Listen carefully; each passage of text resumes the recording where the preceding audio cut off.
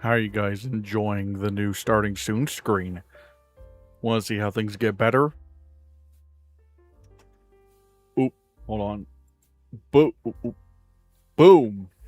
Oh my god. Everything looks better now. Not just, the green screen. Obviously there's this thing, but it's a green, there's the green Hannahcast logo. But like, it's not as fuzzy. It's not crazy. I fixed the lighting on this thing. There's a shadow behind me that I did that. Oh my god. Oh my, and oh well, the stone. Thank you for the 10 jewels. I'm not exactly sure what this is. But still, thank you very much. What happened to your setup? Nothing really.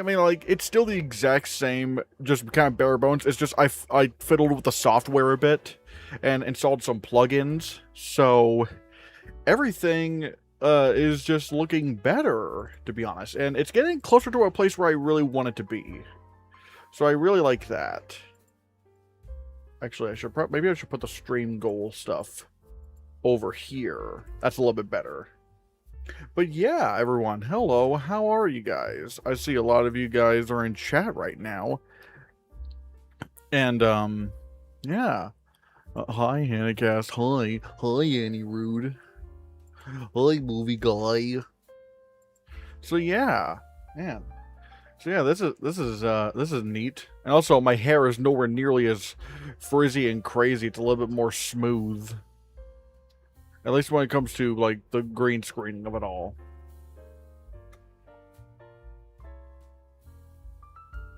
So how are we today, chat? How are we? Yo, Christian, how's your week been? It's been, honestly, it kind of just went by. It went by. Have you seen anything good lately? I did see a few movies, actually. I saw The Backrooms. I think I already said I saw Disclosure Day. I think I said I saw Disclosure Day. I saw Spider-Man Brand New Day yesterday. Really liked it. I still think No Way Home is still my favorite, Tom Holland Spider-Man movie, but it was very enjoyable.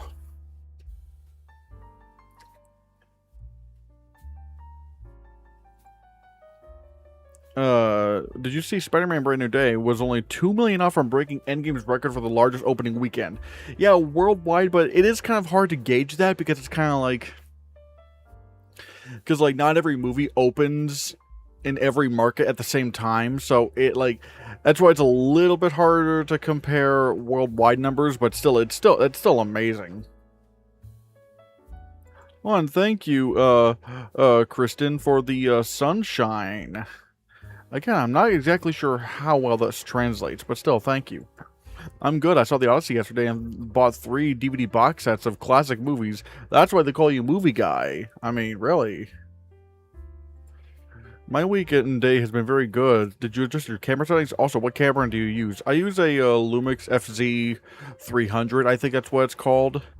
And really, I kind of like adjusted the contrast so that it's not as bright on my face. Also, I installed like a plugin that would allow like a shadow to be behind me, so that's not as, so it's not as kind of boring. It gives a little bit more depth. I probably still have to try to optimize this thing a little, optimize it a little bit, because sometimes you might see a little bit of lag, but still. Obsession got to 470 million, getting closer to 500 million. I'm really wondering what that's going to be like. Oh, hold on. Oh my god, Annie Rude, thank you for the for the donation. Thanks, Annie Rude. Thanks, Annie Rude. And I will say, I think this is gonna be interesting. I feel this is gonna be really interesting because well, first let's just adjust the goal here. Because this month, we're going to really try to lock in. We're going to really try to lock in on, like, super chats and memberships and stuff. Because the thing is, I want to go to New York Film Festival this year. But I might need you guys' help. I think, but so because I feel. Oh, also, by the way, but oh, I forgot to mention this. If we need to send some blue Hannahcast heart emojis to Annie Rude. So thanks, Annie Rude. Thanks. Because I want to try to go to New York Film Festival this year, but it's good. But it would be pretty pricey. Now I don't need to worry about like getting hotels and stuff because if I were to go, I do have someone that I could stay with. For when I'm in for the time that I'd be in New York. But even aside from that, it's still very pricey. So, like, I want to try to see what we could try to do. Try to raise the funds.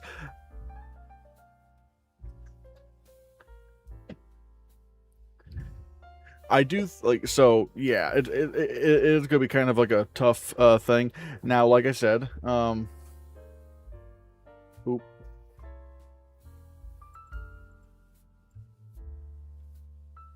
But maybe we could do it. Maybe we could be able to do it. I don't know. The money that gets donated in this stream also helps every little bit. Exactly. Now, I'm going to... That's why I'm wondering how often I should probably stream this month. Because the likelihood... I don't know exactly when, but the likelihood is that the stream... No, the week I'd be going to New York Film Festival maybe be like around the Behemoth week, because I don't think that's going to be going to any other film festivals. That's possible. But however, that is something that is very much worth considering. Going to when Behemoth is going, but we don't, because I need to be able to have enough time where I could schedule time off work, but also I would need I want, it also gives me a better idea of like how much I'd have to spend. Isn't Behemoth premiering in New York Film Festival? That's what I'm saying. That's going to be the only film festival, unless I misspoke, that's going to be the only film festival it plays. It's not going to be doing TIFF. So, I am kind of wondering. Now, and so, that might be the time I would go to New York Film Festival, but obviously we don't know what the entire schedule is like. It is really tough, because really in the grand scheme of things, because I'd probably still have, because New York, by the time I get the September money, like the money I make in September, I'd be getting that in, actually no the August month. The August money. The August money I'd be getting at the end of September, I think. Yeah, the end of September, so maybe the first week of October is probably when it's best for me to go to New York Film Fest. So yeah, this month we definitely gotta try to lock in. And sorry if I'm just been like, trying to think of what to do here, but it's just like, yeah. Do memberships help more than super chats, or both about equal? They're equal. They because YouTube takes a third of whatever money it is, whatever like revenue you make. So it doesn't matter if it's a super chat or gifted memberships. I think it ultimately just, it would amount to the same amount of money generally, I think. How long is the festival? From what I understand, I've heard it's like 12 days, but I think I'd probably only go for a week, because again, like every day would be expensive trying to see movies and stuff. Now, if I did my calculations correct, it would be like $1,600 or something, or like $1,600, which is a lot. And so, like, obviously there's, me saving from my job, like saving money from my job. But obviously, because here's the thing, this would account for not just going, not just traveling to New York Film Festival, but not only seeing movies and stuff, but also getting food and over there and whatnot. Because I've never been to New York, and also recouping whatever losses I would have made, like recouping the money that I would have made at work for that week of time. If again, this is all if I go. So that's this is gonna be really tough. You said you might go to New York Film Festival because since there's a train near your house that takes you there. How is that looking? Apparently there is a bus which is cheaper. So I might actually, like, there's like a Greyhound bus type thing. I might do that.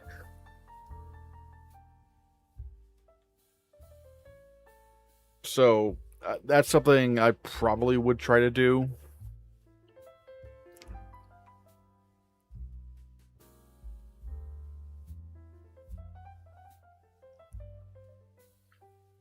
Since Behemoth won't be a Telluride, do you think Searchlight will premiere another movie there, like Wild Horse 9? I don't know, maybe, but it's also premiering at Venice, and they only take premieres, so yeah, I don't know.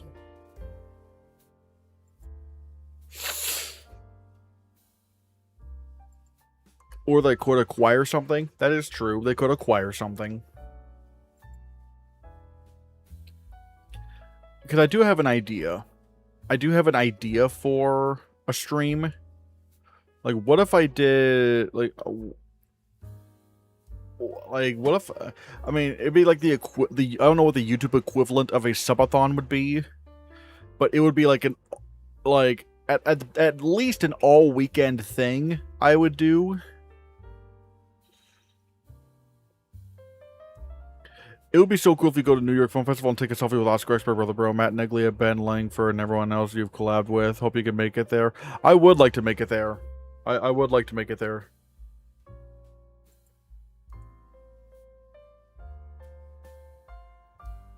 Very excited for Behemoth. I am too. I'm really excited for Behemoth.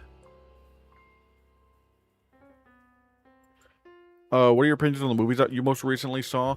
I like Disclosure Day. I don't love it. I do love Toy Story 5. That one was great.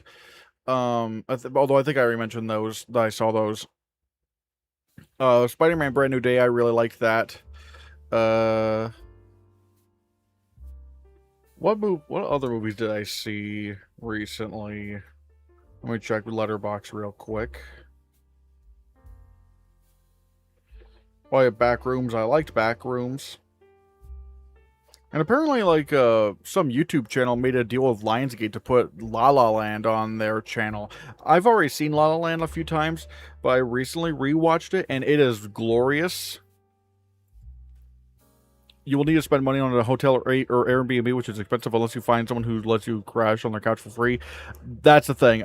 If I do go to New York, I do have someone who would let me stay with them, so that's not an issue for me. That should not be an issue. La La Land is a decade old this year. It is, man.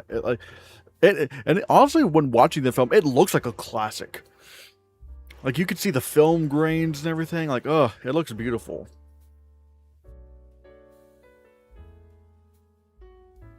What YouTube channel? I don't know exactly what it is. I know that they just have La La Land on there as La La Land, 2016 full movie. So it's like, yeah.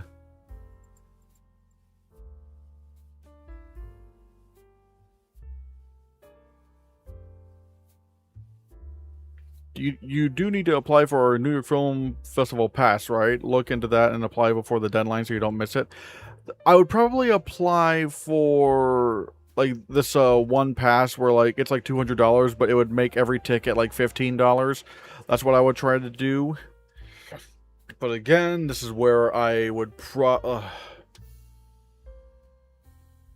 don't know. When do you guys think I should start the kind of fundraiser thing? Because like I do need to try to do like a fundraiser type deal. So that like some sort of fundraiser type deal where it's like the New York Film Festival goal. Albeit if it's been A great experience for the past 3 years. Oh my god, that's wonderful. You should do it at the end of this month. Maybe, but also, like... Because like I said, I think it would probably be around $1,600. I should... I should probably... Like... I should probably... Like, I think, like, I'm pretty sure a few hundred of that will be covered by, like, me saving from the job, but from my day job, but obviously that's not enough. Like, I think ultimately what I could make, like...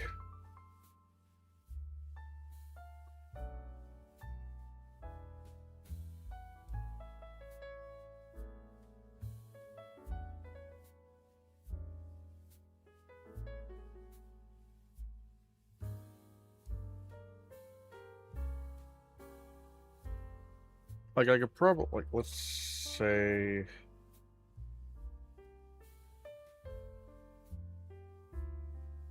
Like, it's not too impossible, but yeah, yeah.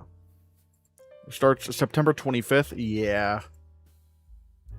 Have you applied for press, accreditation? I don't know if you'll get it, but it might be worth a shot. No way. My channel's way too small, and also I've sadly not reviewed enough movies, so... But the closing film's normally on the 3rd Friday. Goes on till, like, October 12th? Ooh. Yeah. That's what I'm saying.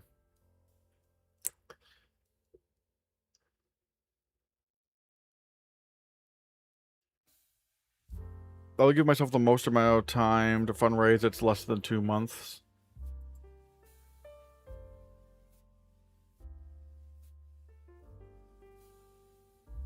I'm trying to understand. I think I'm not exactly sure how to read this, but it's not impossible. Again, I do think like obviously saving a few hundred for my job is definitely doable. It's mainly, yeah, it is doable. I just need to make sure, like I said, it's just something yeah.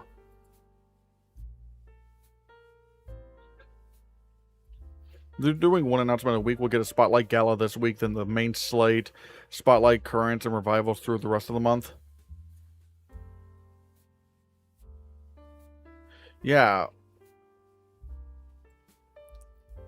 Because honestly, I do think maybe...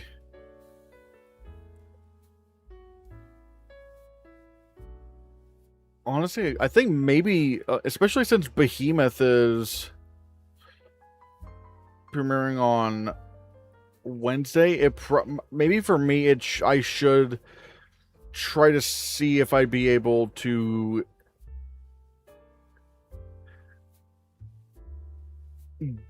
try to get there on on Sunday or Monday. I think probably not this upcoming Sunday, but like the 30th. If I were to like go there on the 30th, like start like well, or even like Saturday night, something like that. But yeah. Release most anticipated films for the rest of the year: Minor, Dune Part 3, Resident Evil, Wild Horse 9, Behemoth, Digger, Clayface, and Doomsday. I'm a little bit wondering how Digger's got to turn out.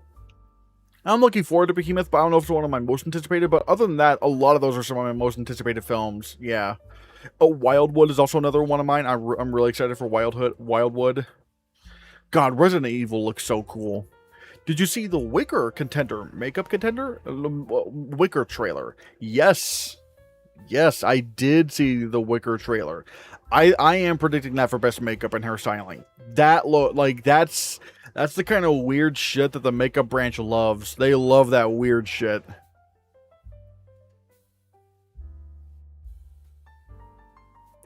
I'm wondering,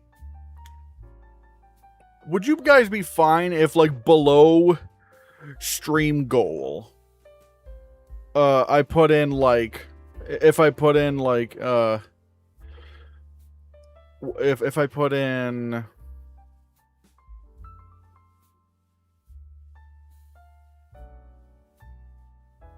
Hold on. If I put in like New York Film Festival, but it's not really a New York Film Festival goal either. It's not even really that.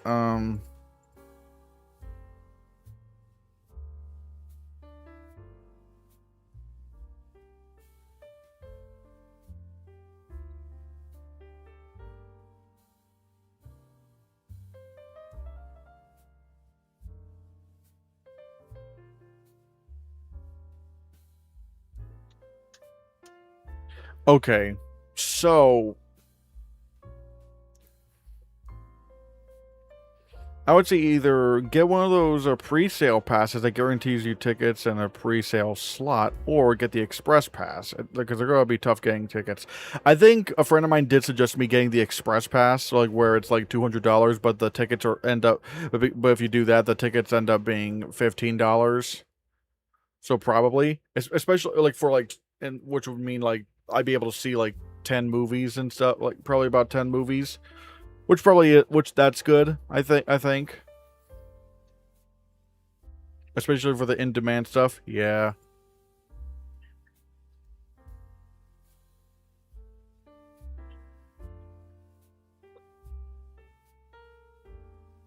that's what. So yeah, maybe I think another thing I could try to, because okay, so I did do a little bit of calculations, and it's like ultimately. Now, granted, I don't think I'm gonna need this much in terms of. Hold on. See what I'm talking about? Like, there's so much I'm already trying to. I'm still trying to figure out right now.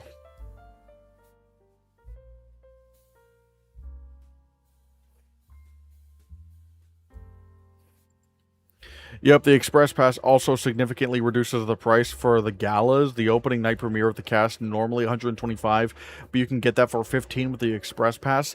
I'm not even too concerned about, getting like the opening night premiere to see a movie with the cast.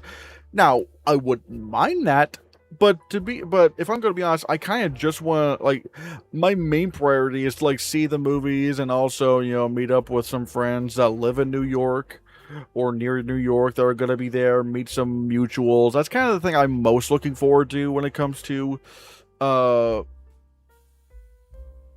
when it comes to New York Film Festival.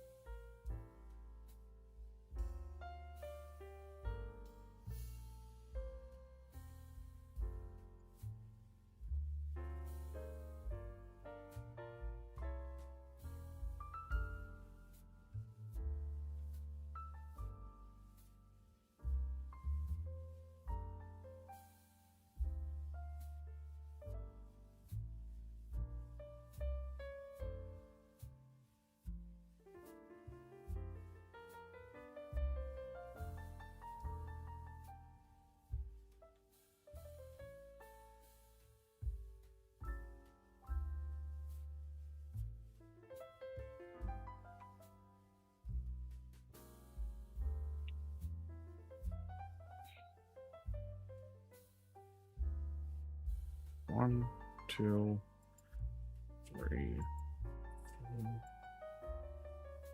five.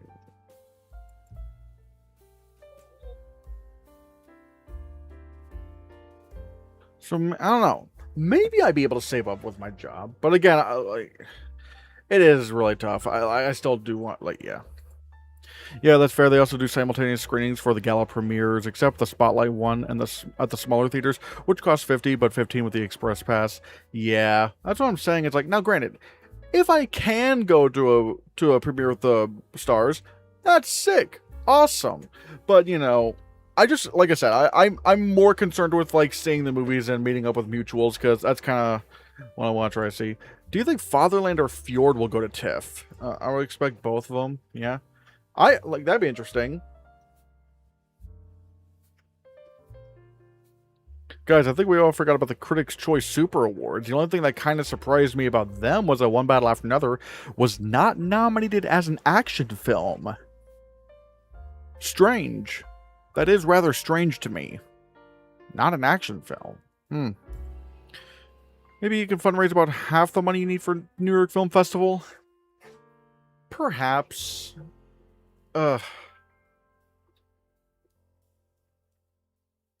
Perhaps. I don't know. Like, I do, because I want to try to save as much as I can.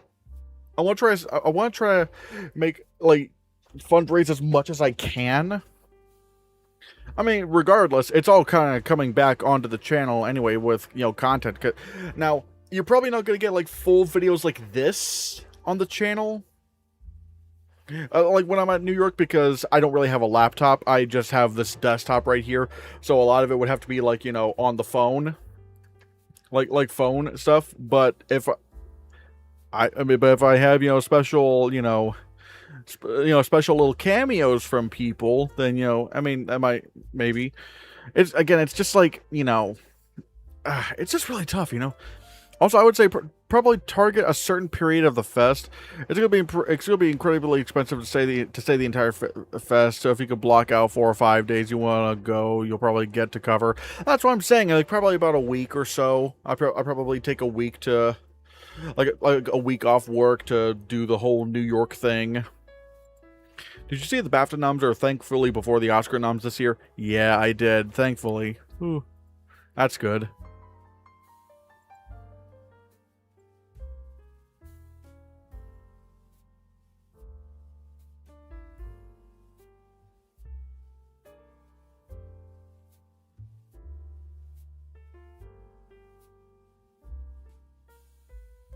What if you did some vlogs, or one big vlog of you at New York Film Festival?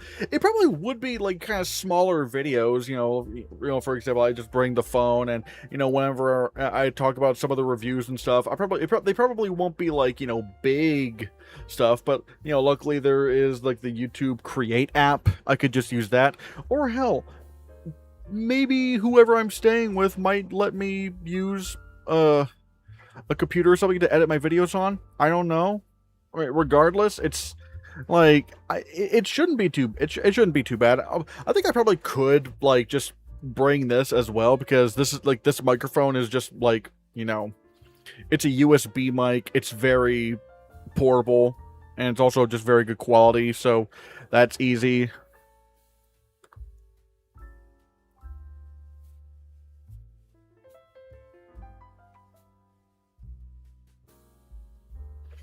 Oscar expert and Brother Bro said that Indy Navarrete would win the most critics prizes, but didn't Benicio del Toro win the most critics prizes without winning out of the 4 precursors? I mean, sure, but usually the critics leaders do end up, like, usually they do end up winning the Oscar at least like half of the time every year. Look at like, I'm trying to think of who was kind of sweeping. Like, I'm pretty sure at the end of the day, Jesse Buckley won the most critics groups. I mean,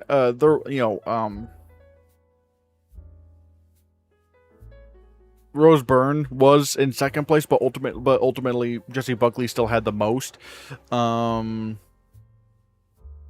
Amy Madigan won the most critics prizes.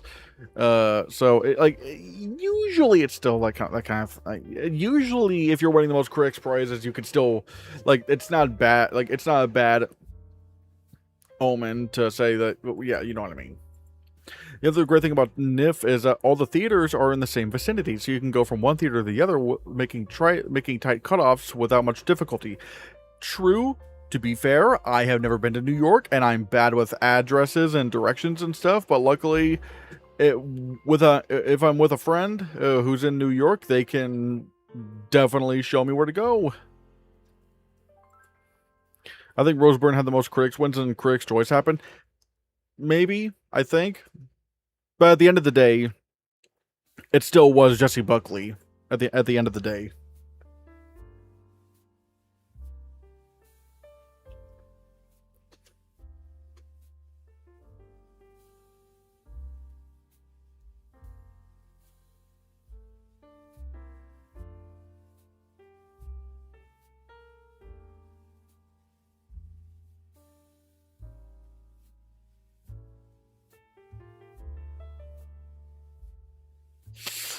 Maybe I could try to do a birthday stream. Maybe I could try to do like a birthday stream where on my birthday I stream. I try to have like a big like streamathon and whatnot to try to raise money to go to New York Film Festival. Maybe I could try to do that then. What do you think of the brothers' new predictions? There's some stuff I do agree with, some stuff I don't agree with. But hey, you know, yeah. When's your birthday? August 23rd. At that point, I'll be turning 28. Which, God, I'm pushing 30. Ugh, I'm old. I wonder if Social Reckoning will screen at New York Film Festival. Maybe the secret screening? I would love to have Social Network or Social Reckoning screamed at NIF. I would love that. That'd be so cool. We should do something fun for your birthday stream and happy early birthday. Thank you.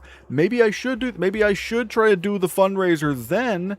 Cause hey, it's kind of like the birthday gift is sending me to New York from New York Film Fest.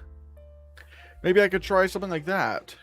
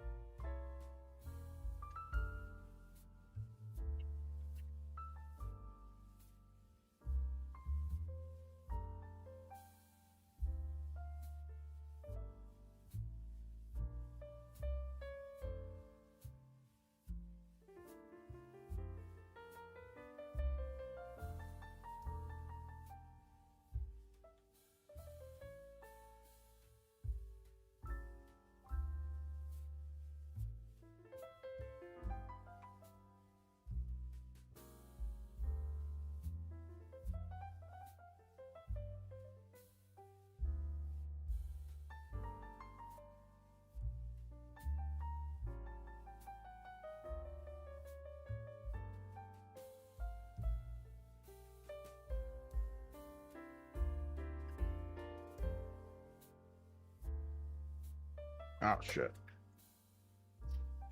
I think the Social Reckoning premieres shortly after New York Film Festival ends.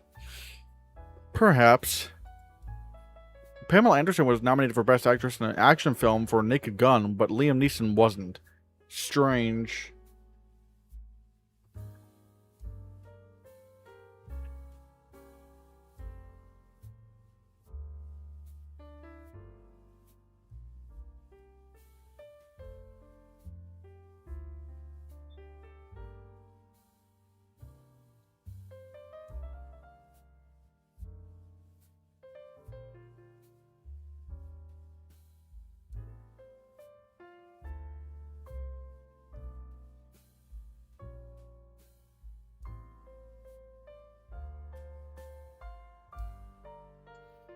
Also, Frankenstein was nominated as a sci-fi film, but not as a horror film.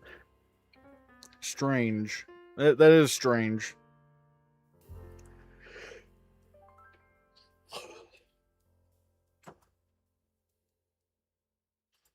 You can also be frugal to save for New York.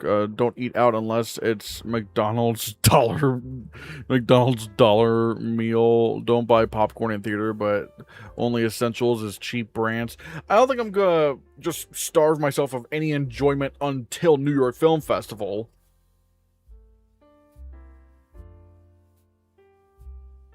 I mean, now obviously I want to try to save up as much as I can, which I'm going to try to do that. But, you know, I don't want to make myself miserable, you know? But I will try to definitely save up on some money. Begonia was also in the sci-fi categories. Now, that makes sense, because Begonia is a sci-fi film.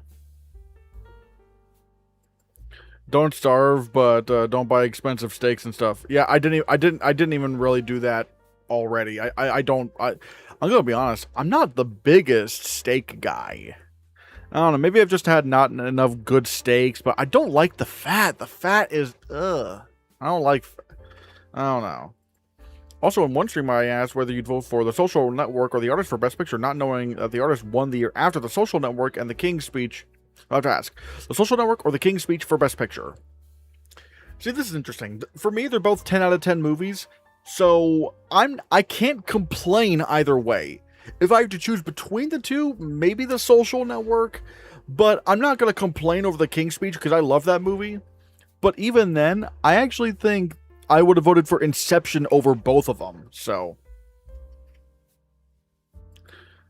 it's like I can't really complain over the King's Speech though. Even though I would have probably voted for or ranked in the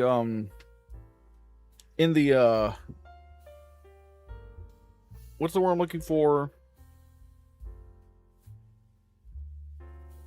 The preferential ballot. I would rank Social Network higher, but I can't complain over King's Speech. Ooh, you know what?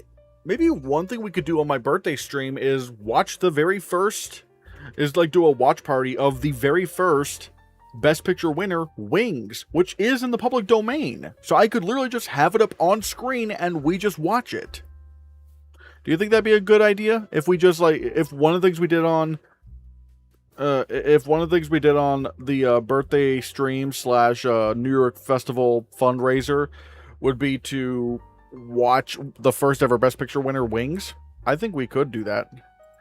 Sounds fun. Wings is excellent. Ooh, I do need to see Wings. I want to try to see at least every Best Picture winner before we get to the 100th Academy Awards. That'd be cool. All right, we got a couple of people liking this.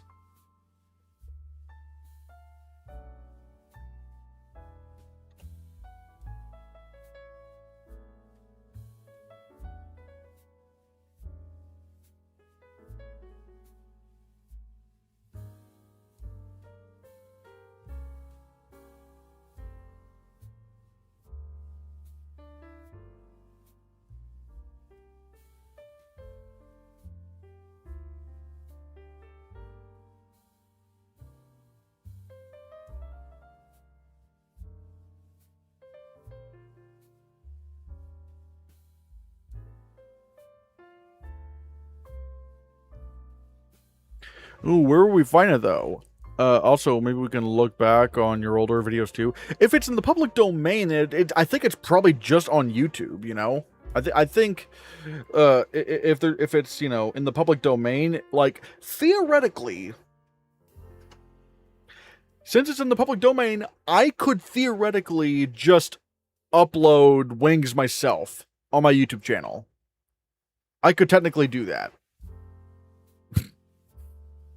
Which is kind of funny, but that's kind of how the public domain works. If something is in the public domain, you could just do whatever with it. Like, you could remake it, you could put it up on your YouTube channel. You can kind of do anything you want with it because it's like not protected by copyright anymore. Without getting copyrighted, yes, because it's been nearly 100 years since the movie came out, so it's like you could just do it that way. It is on YouTube? Yeah. Is your birthday the 23rd of August? That's cool. Yeah, exactly. Like Winnie the Pooh, Blood and Honey. Well, no, Winnie the Pooh, Blood and Honey, that's not in the public domain. But Winnie the Pooh, the character from the books, is in the public domain.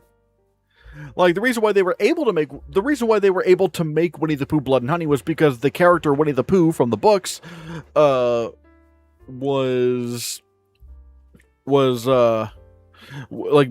was in the public domain. He got into the public domain, and so that's why they were able to make that movie. But that movie in particular is not in the public domain.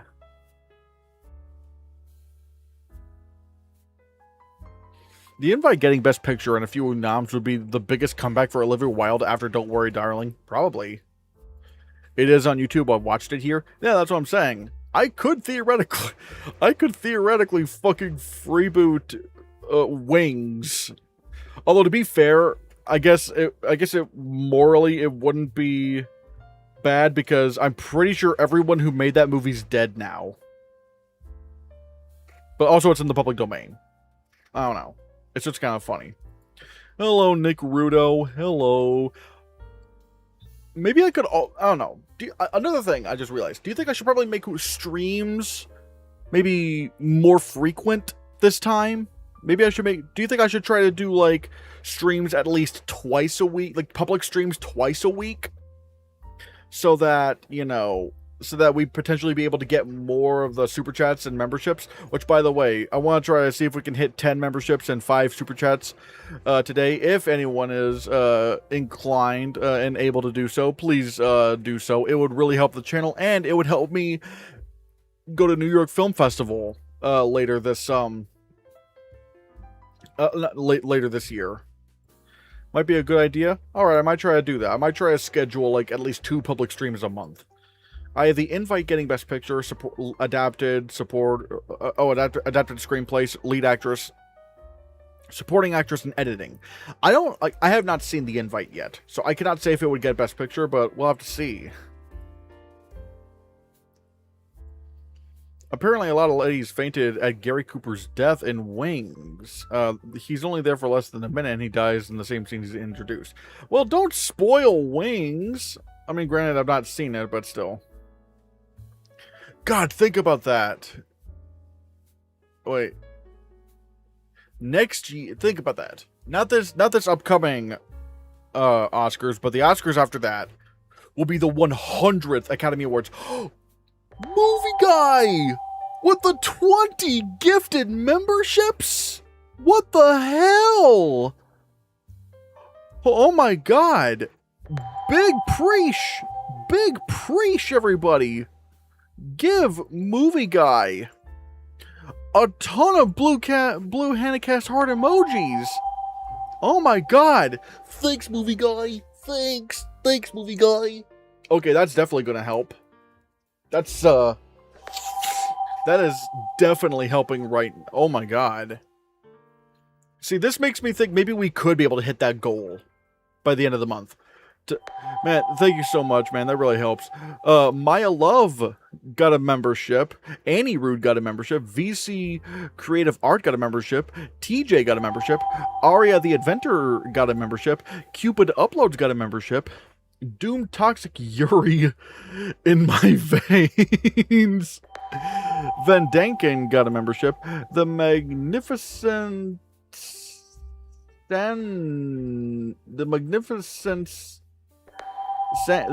Sands and my Lazy got a membership. Pagani Zonda got a membership. BJCJR got a membership. The Phantom Knight got a membership. April Newell got a membership. Stephen Bernard Heath Hopkins got a membership. Stygian So Cool. Mark G got a membership. Will FJ4QU got a membership. Kobe got a membership. And Lizzie got a membership. Everyone, please give Movie Guy some big blue Hannahcast emoji love. Thanks, Movie Guy. Thanks, Movie Guy. Well, damn. Like, we're already, like, doing very well right now. Obviously, we still have a long way to go, but this is a great start. This is a great start, and this is only the first stream of the month. So if I can lock in and start doing this twice a month, twice a week, we might be able to hit that goal. And honestly, like, depending on how that goes, I might try to do more, depending on how the 2 streams a week thing works out. I might try to do that more often if it actually does result in more gifted memberships and super chats. Still, thank you so much, Movie Guy. Oh my god. So yeah, we've definitely blown past the membership goal. Now, my god, that's crazy. Thank you so much, Movie Guy. So, oh, let me just make sure this is looking pretty good.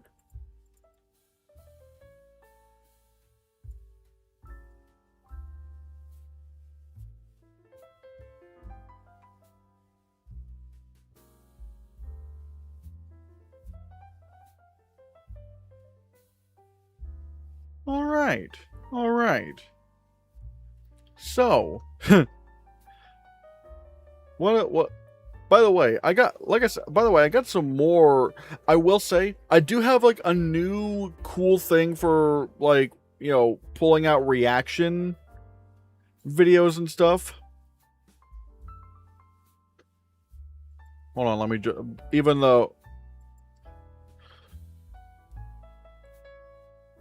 hold on, let me just start studio mode so that it's not, you know, too crazy, but like,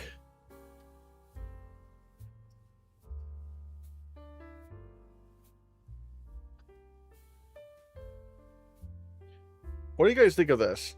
The only issue here is that it does lag the stream. There's something, yeah, okay, I'm gonna, okay, yeah, I need to stop that. So I have also kind of fixed the, or made the reaction thing a little bit better looking. Again, I need to figure out how to optimize that so that it doesn't, you know, destroy my computer, so it doesn't, you know, destroy the computer, but, you know, yeah.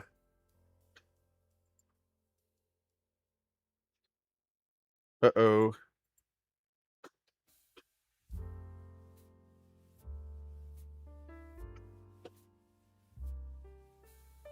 Thanks, Movie Guy. Thanks. That's why I've never paid for a subscription on my own, because Movie Guy and Red Spice have me covered. The generosity is very appreciated. I do wish Twitch kind of had... No, I wish YouTube had a little bit more thing like Twitch where you could directly gift someone a membership instead of it just being random. I do wish that were the case, but, you know, yeah. But let's see. Also, I don't know why your also Blue Letter, but I don't know why your message didn't show up. But I'll try to read off what you said. Are you gonna do a members only Oscars prediction stream this week? Okay, now for anyone that doesn't know, I have been doing my Oscar predictions recordings live, where I take, you know, questions and stuff as I'm recording, and then editing those into videos that go public the next day. So obviously I'm not making Oscar predictions, you know, like pay to watch, but if you want to watch it live and ask me some questions during it or after, who knows, then I do do those streams live for members. However, yes, I am going to be doing one tomorrow, but it's going to be earlier because I can't do it at 5 because someone else is planning on streaming, and I can't do it at 2 because I have therapy at 2. So I'll try to do it. So tomorrow's members stream is going to be a bit earlier. It's going to be at noon. I'm going to be doing my members only like recording stream at noon, where I record my best picture. No, yeah, well, actually, it's gonna be best picture. My Oscar predictions videos. I'm gonna be recording that. So yeah. You hate Honora and One Battle After Another. I never said I hated those. What else do you hate? No, I don't hate Honora and One Battle After Another. Honora, I would give like a 2 out of 10. If I hated a movie, I would give it like a 1 out of 10 at least. And One Battle After Another, I definitely don't hate. I just think it's mid. I think One Battle After Another is a 5 out of 10. So I don't hate those movies. I mean, I hate the fact that they won Best Picture, but I don't think they're horrible. I don't think they're terrible films. But yeah, no. What format did you watch The Odyssey in? I'm assuming it's not IMAX 70mm. Oh yeah, no. I do not have an IMAX theater near me. Absolutely not, sadly. I just saw it in like a regular Cinemark. Those 20 subs might end up covering a potential pass you buy for the fest. If I'm not mistaken, isn't the express pass like $200? So I feel like I don't know. Do you still have The Odyssey winning Best Picture? Yeah, let's go to Award Expert actually. Let's go to Award Expert. I do have The Odyssey winning Best Picture. I feel like it might just end up being that juggernaut that just does not stop. Ooh, I just realized I could probably also add a border around this thing. Kind of like maybe I could like add a border around that. That's something I do want to try to consider to try and make this look a little better. So I need to keep an eye on that.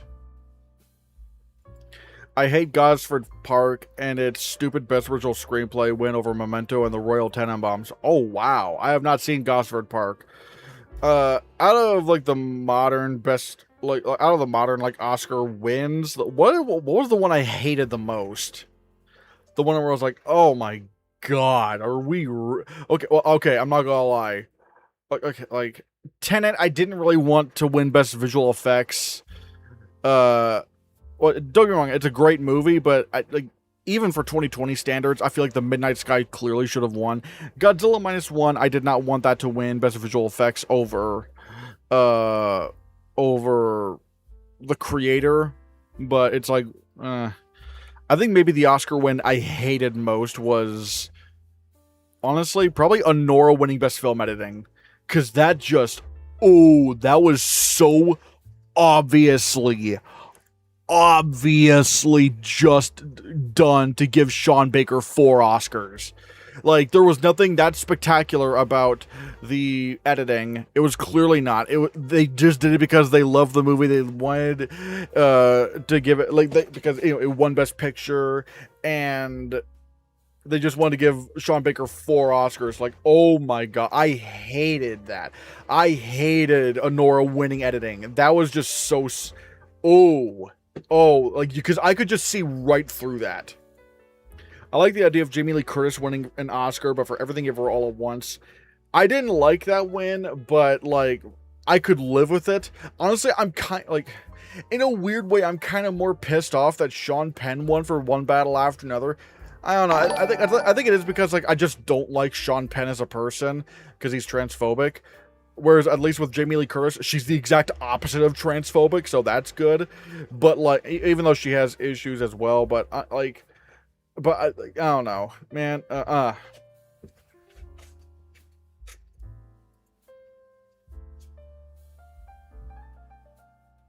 Stephanie Hsu should have won for Everything Ever All at Once. I would have given it to Angela Bassett for Black Panther: Wakanda Forever. I didn't really care for the film that much, but I thought she was amazing in it. So yeah. Also, thank you, Annie Rude, for the 6-7 jewels. I don't know how it works, but still, thank you very much. I would have given it to Wicked. Oh, editing? I would not mind that at all. I think, ultimately, I would have given... Actually, let me look at the Hannahcast Awards. What did I give editing to? Or wait, if I picked the Oscar winners. Oh yeah, this is a little bit easier. Because I would have voted for The Substance to win Best Film Editing, but that did not win.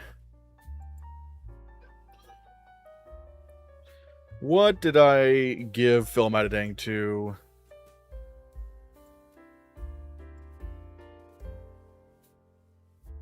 I guess I probably would have given it to Wicked. Now, Conclave would have also been a great winner, and also The Brutalist I would not have minded winning editing, because that was a very, like, the fact that they managed to make a 3.5 hour long film kind of breeze by like that, and also with the montages is really cool. So I guess I would have given it to Wicked, because it does have some very fun comedic editing, but also I love the I love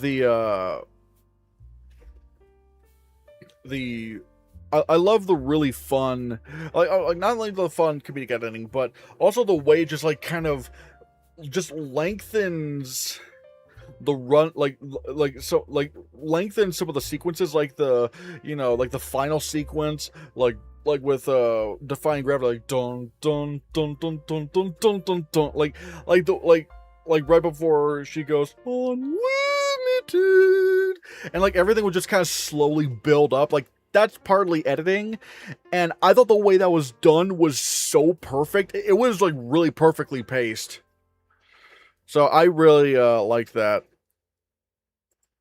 Add like a color border if possible, like yellow or blue to match your channel theme.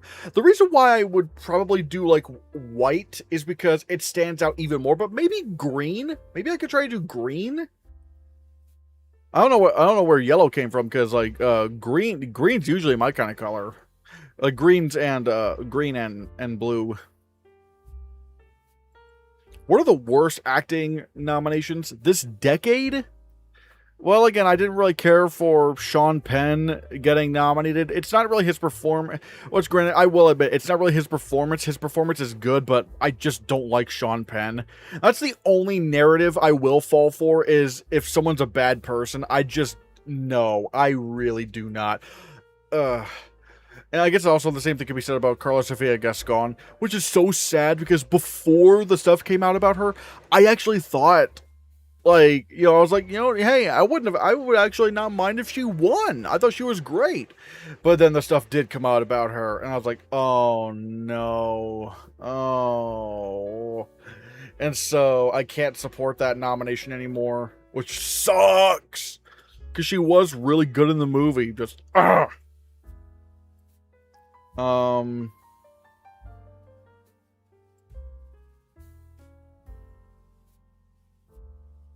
But war, but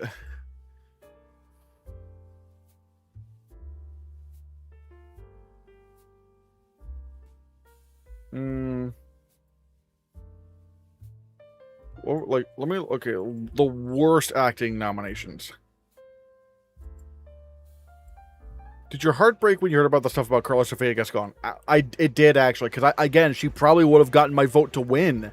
I thought she I thought she was easily the best part of Amelia Perez, and then she had to be racist and weirdly like homophobic towards lesbians, even though she is married to a woman.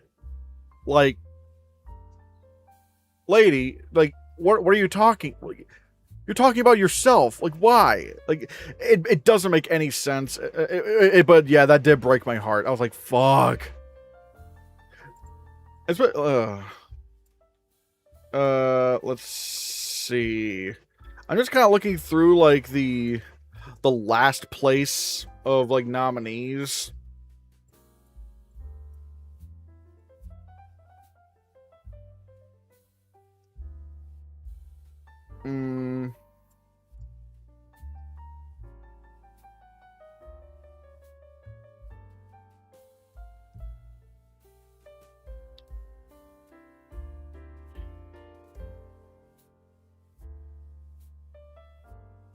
So I don't know. I guess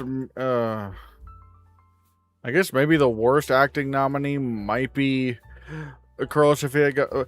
But if I'm just basing it only on the like if we are basing on the person, then yes, like Carla Sofia Gascon's easily the worst. But if we're just talking about pure like Oscar nominated performance, like what? I'm not gonna. I didn't. If we're only going based off of that, I don't understand Ethan Hawke in Blue Moon. I thought he was really cheesy in the movie. I did not like him in the film. Just, eh. Let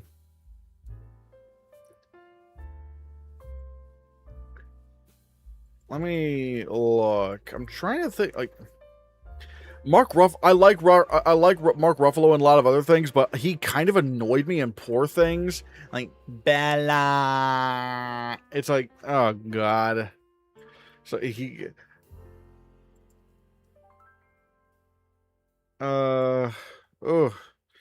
Jamie Lee Curtis was kind of strange for Everything Ever All at Once, so I didn't really care for that.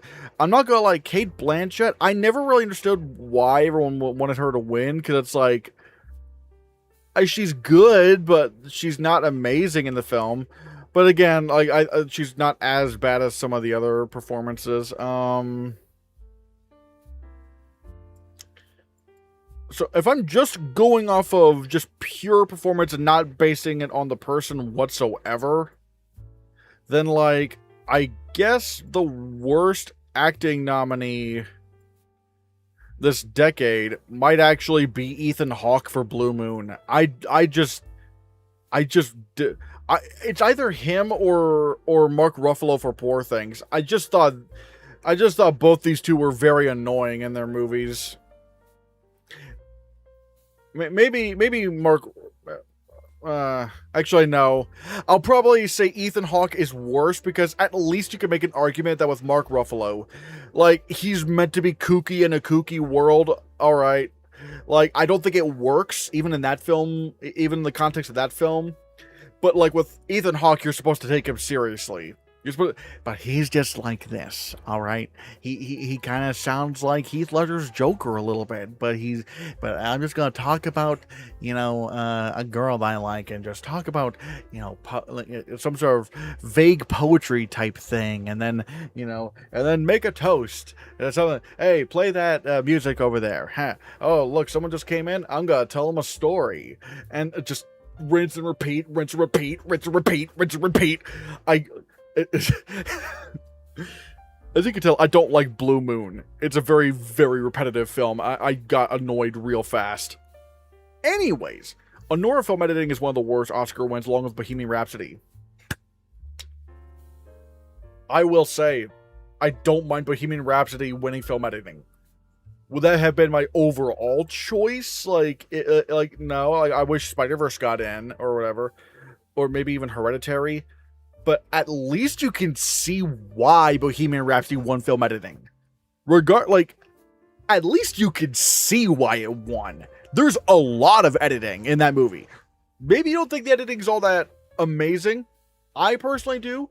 But at least you can see why it's an editing contender. It's just bang, bang, boom, like editing everywhere. Anora is just not that at all. Anora is just not that kind of film. What's worse for you, Anora or Bohemian Rhapsody in editing and just in general? Easily Anora for both. I actually don't mind Bohemian Rhapsody as a film. It's not perfect. I do like Bohemian Rhapsody. And again, with editing, at least you could see why. And I didn't mind its editing. I thought it was actually very effective in its editing. I thought it was very big and showy, really cool. And sure, I know a lot of people will disagree with me, but at least you can see, but you can at least admit, you can see that there's a lot of editing in the movie.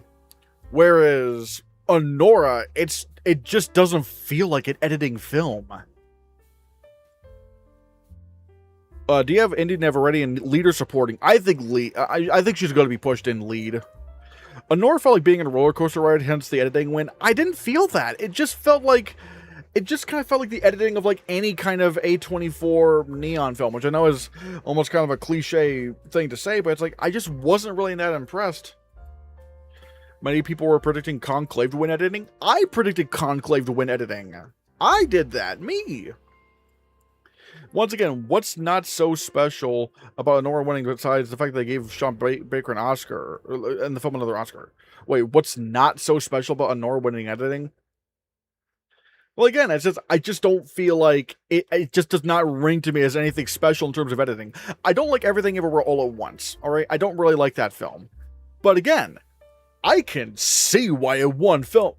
Hell, I'd even nominate Everything Everywhere All at Once for film editing. Because, it's just so insane what they were doing in that movie. I mean, my issues with the film are mainly in its, screenplay and directing, but the editing, the fact that they're just doing so much is just so crazy. Do you think Michael is dead, or will the end of the year screenings help or will the Academy like it? I don't think it's really gonna matter because it's still the Michael Jackson biopic. I just don't think it's gonna do anything. A standard neon A24 editing style, yeah. I just don't get the appeal for Anora's editing. I feel like I've seen that editing before. It just doesn't feel like, it just doesn't feel like an editing film. Literally every editing precursor that year went to a different nominee that year. Yeah.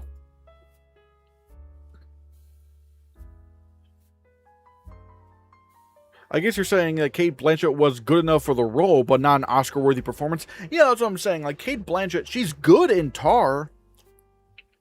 I thought she was good, but like, I don't know. I didn't really feel much of the performance. I feel like a lot of the script was doing the work, even though I didn't really care for Tara all that much. But even then, it's like, like, I thought Blonde was atrociously bad, but I thought, Ana de Armas had way more of a case to make for Best Actress. I thought she was spectacular in the film. I mean, the movie, the rest of the movie's like awful, and Andrew Dominic can go eat shit. But I thought de Armas was amazing in the film.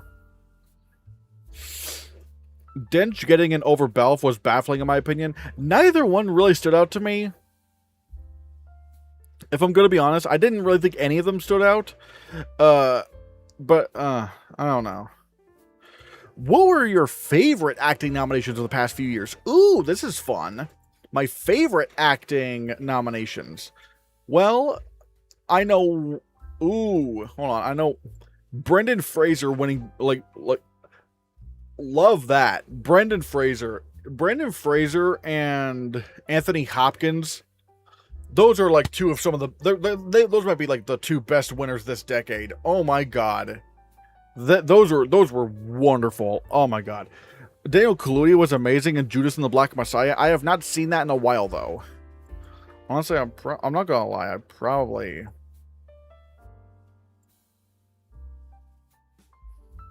Yeah. I feel like, yeah. Especially with the more I think about Lakeith Stanfield, he is pretty amazing in the film. And look, yes, Lakeith Stanfield should not have been nominated in supporting actor. He should have been in lead actor. But if I'm going to be completely honest, I know some people will say, well, I'm not going to vote for this person in this category because they should have been nominated in another category. I kind of like the way Roger Ebert thought of it, where it's like, I'm not going to punish the actor for that. That's the Academy. Like, they shouldn't have been nominated in that category, but that's the Academy's fault for doing that. That's them. That's on them for being stupid. But the actor, I'm not going to punish them for that. I'm not going to punish them with my vote for that. So I do kind of like that mindset. So like, I'm not going to punish Lakeith Stanfield for being nominated in supporting actor just because he should have been in lead actor, because the Academy, that's the Academy's fault. That they should not have done that. But I thought he was amazing, but still. I'm trying but I still think so far two of them that stand out to me, Brendan Fraser and Anthony Hopkins. Amy Madigan in Weapons. Love that. I love that performance. Jessie Buckley in Hamnet. Spectacular performance. Not gonna lie, I really do like Jacob Elordi in Frankenstein. I thought he was great. Ariana Grande in Wicked. I thought she was also spectacular. Ooh, then there's also Sebastian Stan for The Apprentice. There's something really to be said about being able to play Donald Trump in a way that doesn't come across as just a cartoon character. Like, you're actually taking him seriously and it's not supposed to be a joke. That's a really good achievement. Lily Gladstone for Killers of the Flower Moon. She should have won. Also, it's their birthday today. They turned 40 this year. Happy birthday, Lily Gladstone. Oh my god, and Cillian Murphy and Oppenheimer, and Ryan Gosling and Barbie. Oh my god, he was so funny in that movie. He was so funny. Who else? Oh, Kristen Stewart for Spencer, and Denzel Washington for The Tragedy of Macbeth. Shit. God, we've had some amazing nominees. Like, so it's really tough for me to say who are my favorite acting nominations. I think maybe my favorite is Anthony Hopkins in The Father. Like, that just broke my heart. I really love that, so maybe that. What I appreciated about Stan's performance was not doing the accent. He could have felt cartoony. Here's the thing. He doesn't do the Donald Trump voice, but he still does his mannerisms. Like, I want a lot, Tony. I want a lot, Tony. I did. Well, and there's like some Oscar clip where the Academy posted it on Twitter, and there's he's like always, and it's like, and he kind of like does the thing, but it feels natural. Like, he's doing the Trump mannerisms and doing things the way Donald Trump would speak, but like he does it in a way where he's not trying to do an impression. It just feels like a dude doing all of that. It's crazy. What do you think of Tar winning score at a Critics' Choice? That's stupid. What? That might be one of the stupidest wins I've ever seen from the Critics' Choice Awards. And they've had some doozies, like giving Oppenheimer visual effects or Black Panther visual effects. It's like very unserious and stupid. It's like, you knew better than that. Like, you knew better than that, you fucking morons. Like, that, oh my god. Like, I'm sorry, like, you're actually, like, that was just actually stupid of them. Like, really stupid. It's like, come on. There wasn't even a score in that movie, you morons. Yeah, the score that's not even in the movie. It's absolutely baffling to me. Hopkins' performance in The Father tore me apart. Oh my god, yeah. Yeah, Barbie won makeup at Critics' Choice, although you can maybe make an argument, well, they like the hair. I mean, like, it wasn't that special to me. It's like, whatever.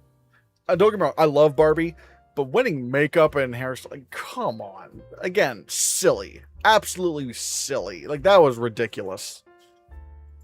Weird Barbie has some makeup. Yeah, like, the same makeup that I could, like, draw on my face. It's like, the whole point is that it's like some girl, the whole joke is that some girl like drew like shit on her face, but it's like not that amazing. It's like, come on.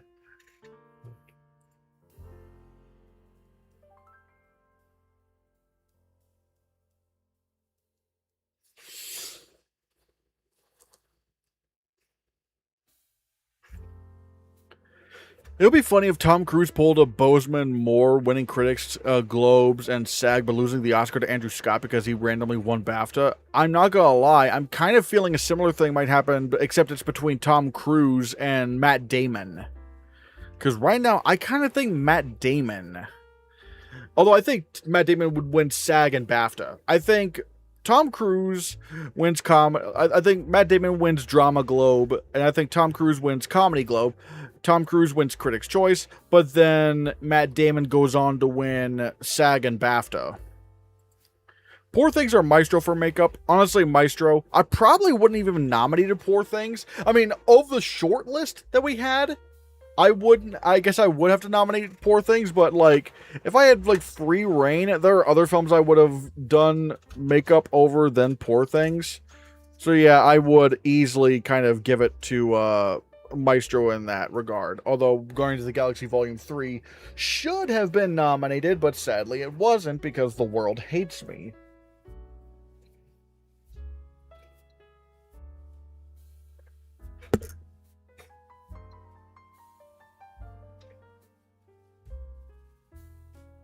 Uh-oh.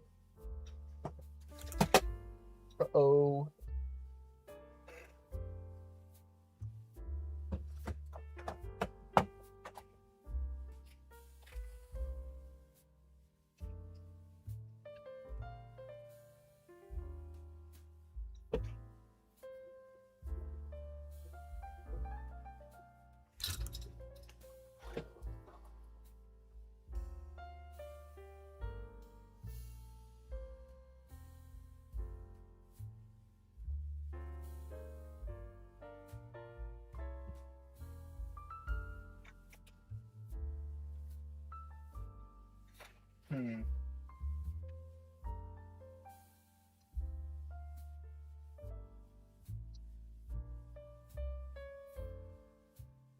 I'll have to figure that out.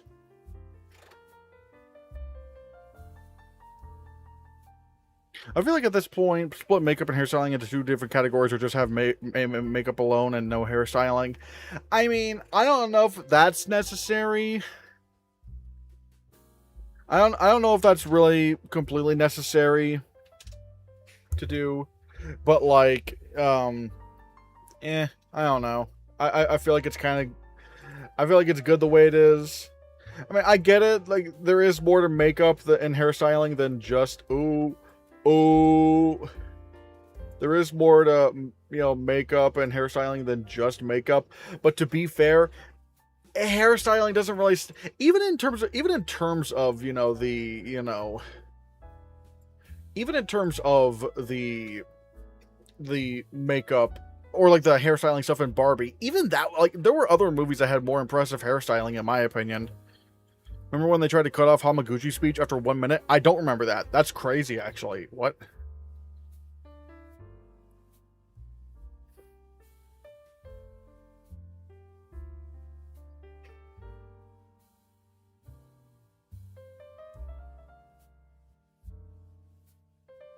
Yo, Levi! Thank you so much for the super chat! Everyone, give Levi some blue Hannahcast heart emojis. Thanks, Levi. Thanks, Levi. Hold on. Hold on, let me just send those blue Hannahcast heart emojis. Oh my god. Besides Nora, what other editing wins or nominations do you dislike or potentially hate? I mean, you honestly, if a movie's boring, that's like easily a disqualifying thing for editing for me, because it's like we're talking about editing and the movie's we're talking about best film editing and the movie's boring. No, hell no. What are we doing, people? Like, what are we doing? I guess let's go by year. Like where I look at like the war. Yeah, Nomadland, that's what, like, Nomadland is one. I did not like the editing in that film, because, again, boring.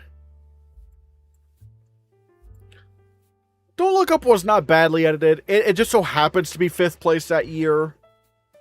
So I'm not gonna qualify that as one of the worst. Tar. Okay, Tar. Yeah, that movie was also badly paced. I thought that movie was badly paced. 2023.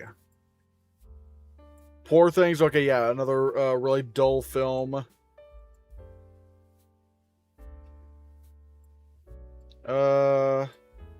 Okay, Nora, that's another, man. Okay, so, and what happened that I think this year film editing was not and one about, oh, okay, so I think maybe the worst edited film for me was probably, well, like the worst edited, like the worst of the editing nominees.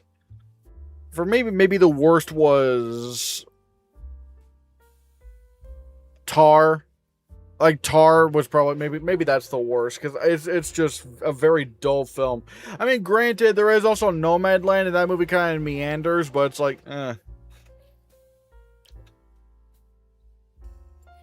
had an idea, though, it would be 2 categories: best casual makeup and hairstyling, best special makeup effects. I think that's probably too, I feel like that's probably too specific for the Oscars.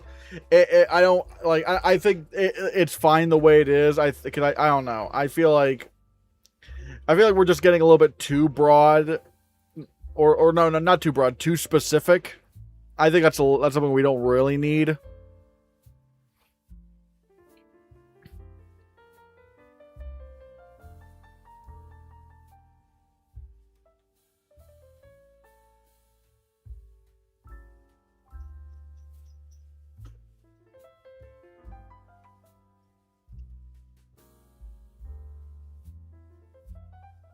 Fun fact, from the 30s to early 60s, the special effects category was awarded both visual and audible sound effects until the categories split in 63.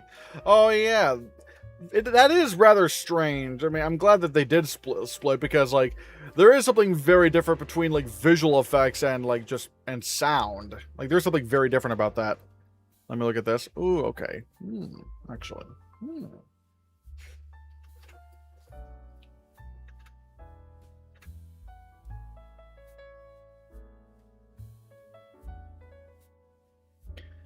I'm wondering, should I try to do some members videos where I talk about like what I would have picked for the Oscar winners? I mean, granted, you could technically already see them on my on my award expert, but even though granted, because I think some of my picks have changed over the years, so maybe I could try to do some videos on those, to be honest. Maybe I could.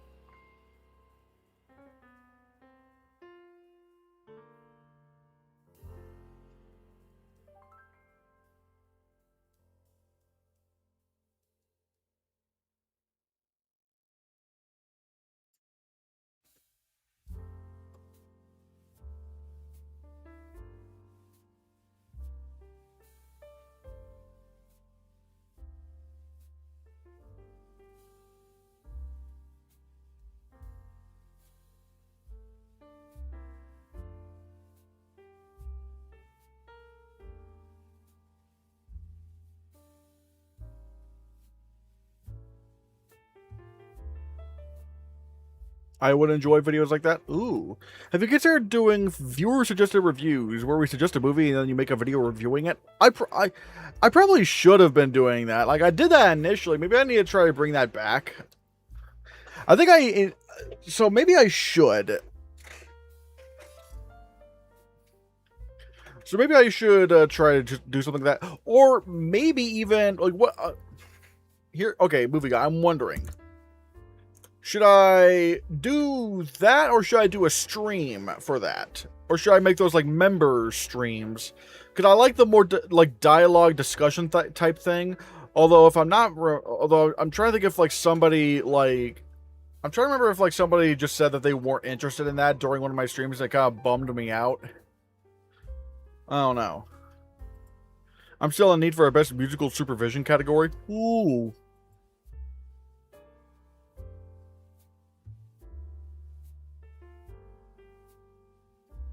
Or for them to bring sound editing back? Yes! The Academy needs to bring back sound editing and sound mixing. There is clearly a difference between these two categories. It is really stupid that they combined them, because, like, the visuals of a movie, they get to be split up, like, you know, cinematography and film editing, and, you know, visual effects and costume design and production design. Like, these are all stuff that go into the visuals of a film. But sound... the sound in a film, technically we only have 3 categories for that. Sound, score, and song. Like, but sound editing and sound mixing, these are 2 very different disciplines. Who would you nominate for best stunts this year? See, it's really tough because it's like... Now, to be fair, I have not seen as many films. So, keep in mind... Actually... the Hannahcast Movie Awards. Let me actually go through this. What would I have done? Stunt design. I definitely want to try to put Spider-Man on there.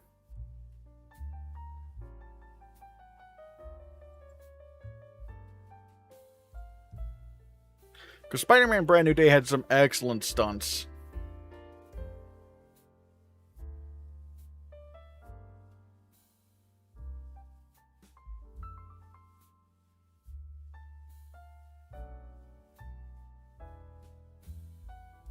The reason why they combine them was because they don't know the difference. No, the reason, no, there is the reason for the sound categories, like, combining is actually because the Academy strong-armed the sound branch to combine the categories, or they would, like, not air the sound categories at all during the live show.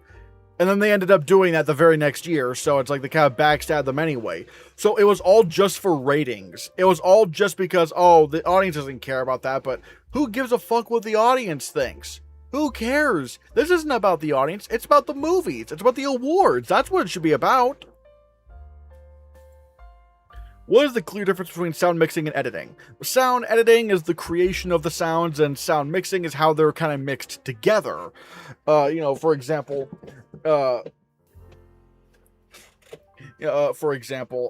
know, creating the T-Rex's roar in Jurassic Park. That like, the creation of that is sound editing. And then there's, for example, like, let's say Elvis, like, the way they're mixing the music and the singing and all that, that is sound mixing. But that's not to say that music films don't have sound editing, because I know that there was some backlash to Bohemian Rhapsody winning best sound editing, and while I don't know if I would have given that best sound editing, there is some good sound editing going on in there. They show you how they're making the sounds for some of these songs. Like, they literally show you the sound editing in the movie. They're showing you the creation of how they made some of the sounds you hear in some of the Queen songs. So that is sound editing. So that's basically what sound editing and sound mixing is. If choreography is part of stunts, I would nominate Michael. I think the problem with trying to combine choreography with stunts is that they're not really the same thing. I mean, they're similar. They have similar things, like, you know, trying to hit the beats and stuff. and it does help, you know, for example, and you know, obviously, if you know dance, then you could probably get in, like, follow fight choreography, at least like you can get the hang of it pretty like a little bit easier, because you have to hit your marks. You know, for example, like look at Chris Evans, like when he fought in Captain America the Winter Soldier. Like, apparently him being a tap dancer kind of helped him learn fight choreography a little bit better, but it's not necessarily the same thing.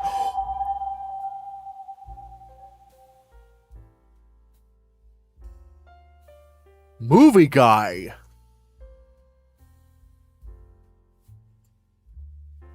What the heck?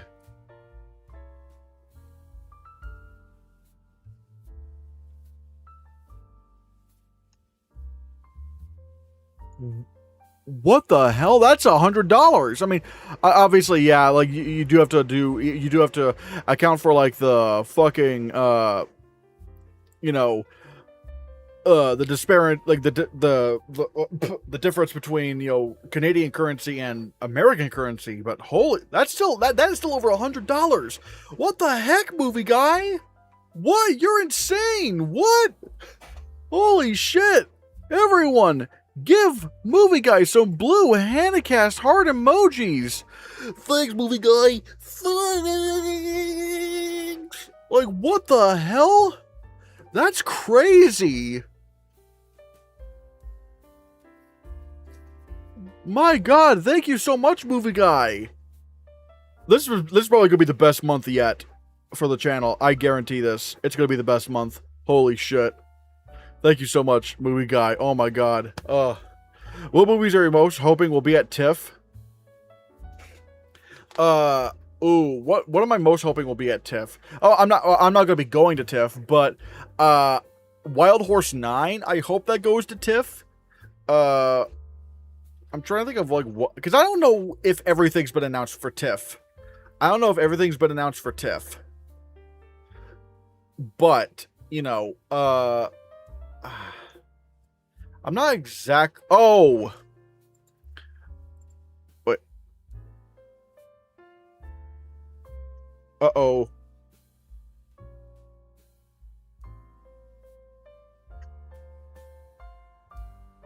Oh, I'm at New York Film Festival, not NIF. Oh, okay. Okay. I hope Wild Horse 9's there. I hope that's there. I hope La Bola Negra's there. I would love, like, basically a lot of the films that are, like, looking into Best Picture, I really do want to try to see. I do want to see those go to New York Film Festival.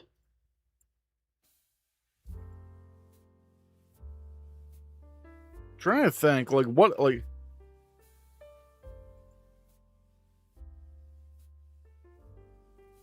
Let me look.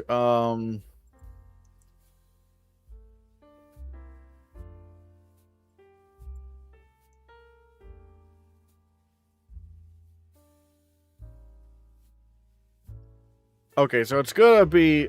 Okay, so I'm having a bit of it. It's a bit slow, but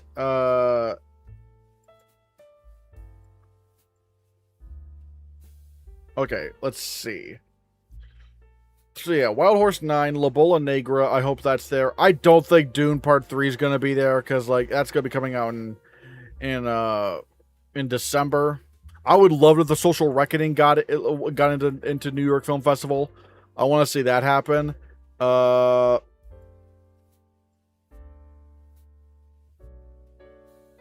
Let's see. All of a sudden, I would love to see that in. I mean, the invite's already out, so it's probably not going to do that. Ink. I would love to see Ink get in. Misty Green. All the debut. Obviously, I want to see a lot of these films, so...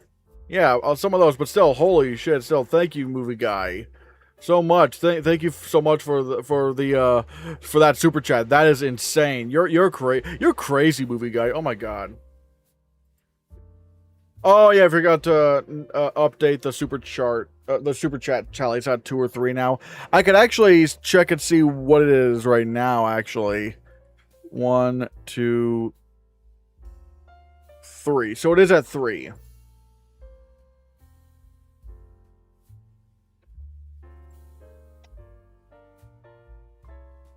All right. There. Yeah. You finally added Obsession in Best Picture. Oops, I guess spoilers for tomorrow's stream and Tuesday's video. But yes, I did ultimately move Obsession into Best Picture. I did do that. You know, I'm the greatest. You can thank me. I'm brave. I'm the bravest. Oops, I'm going to grab some water.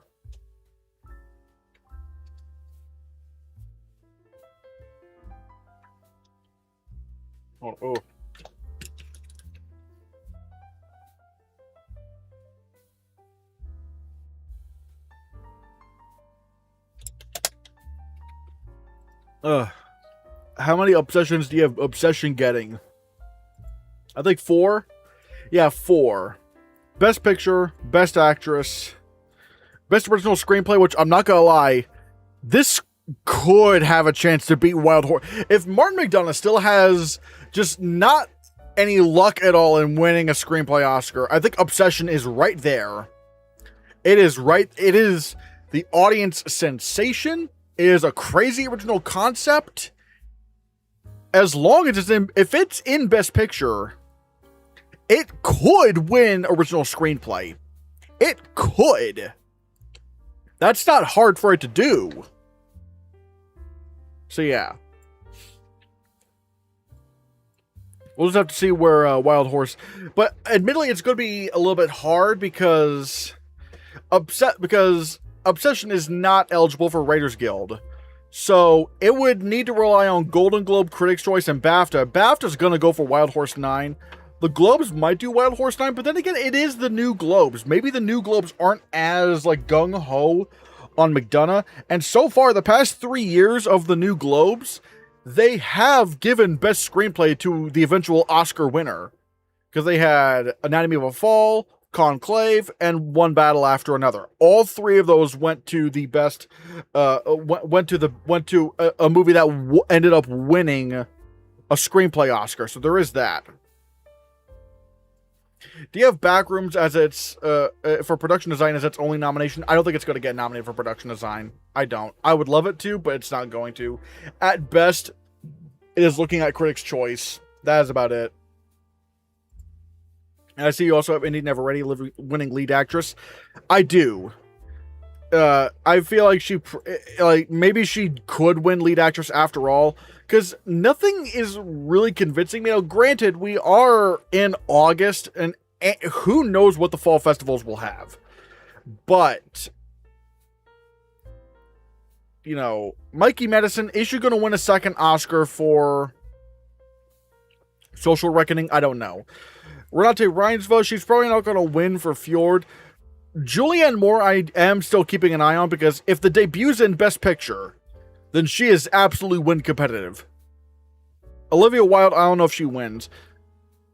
And then there is Rosalind Elizar for Misty Green. I am really looking over Misty Green to see if that could become like a Best Picture thing.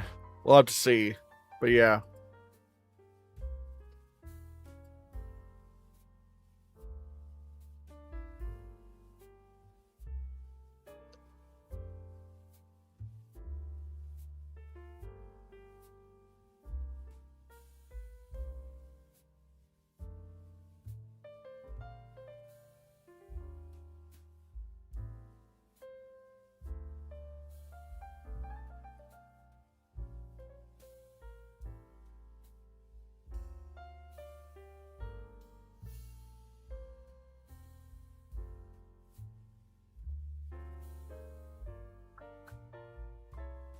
But yeah, I'm kind of wondering. Oh. Madison might win the Drama Globe. Maybe. Perhaps. Well, I mean, obviously we'll have to see. Or maybe it's Renate Reinsve, because they do like the internationals there. Are you a little worried about the voters not knowing these people? At this point, I think people have kind of convinced me that you know, Obsession has kind of become so popular that now, like, Indy Never Ready has become a big celebrity because of this movie alone. I would be happy if Navarrete won Best Actress. Oh, I'd be thrilled. I thought she was amazing in this movie. Oh no. Oh no. Oh no. Oh no. Oh no no no no no. Oh. Okay, I probably after the stream, I'll probably go try to fix the curtain deal here so it's a little bit more stable. But yeah, I thought she did. I thought she delivered an amazing performance in. I thought she delivered an amazing performance in Obsession. I thought she was great. So like, honestly, if she won Best Actress for this, that might end up being my favorite Best Actress win this decade. Cause that's just crazy. Like also the fact like, oh God, like she was just like, they made her they made her go from this to terrifying in the movie. Like my God, like she is like, she's wonderful in the film, and definitely a daring performance. Like, God damn, like that again, that performance is absolutely crazy.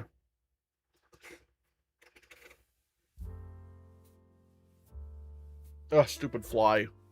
There's a fly buzzing around. Ah.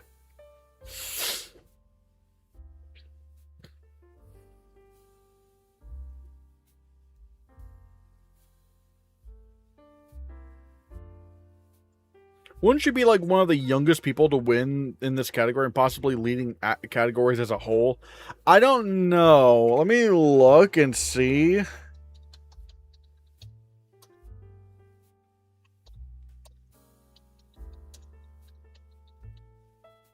Youngest Best Actress Oscar winner.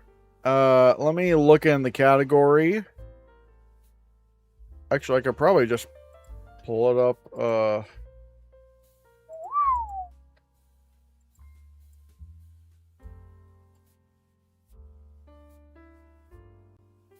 Hold on a second.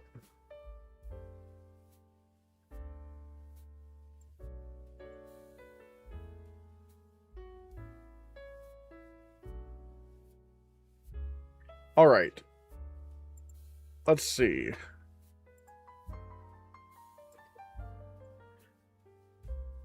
Best Actress in the leading role. Youngest winners. So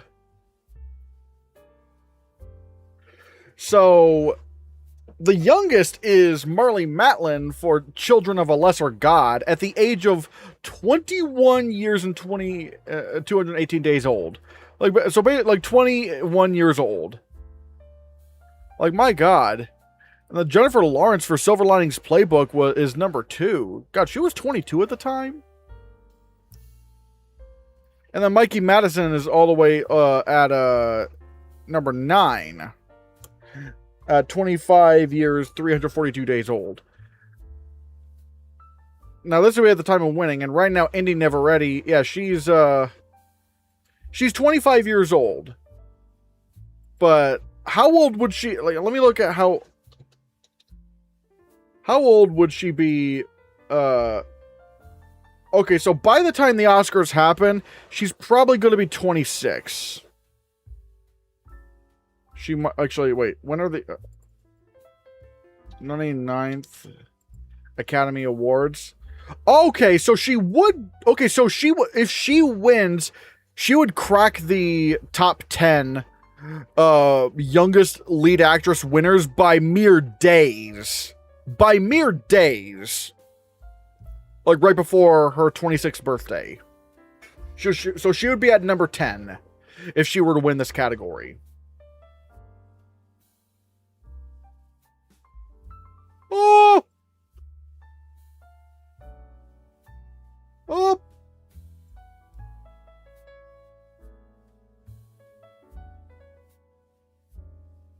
Anyways. She would be the first person born in the... Wow. Wait. Actually, you could probably even rephrase this. She would be the first person born in the... She would be the first person born in the 21st century to win this category. Really think about that. I mean, forget about just 2000s. I mean, we're just, at that point, we're just talking about the 21st century. She'd be the first actress born in the 21st century to win Best Actress in a Leading Role. So she would already win. So she would already have a record.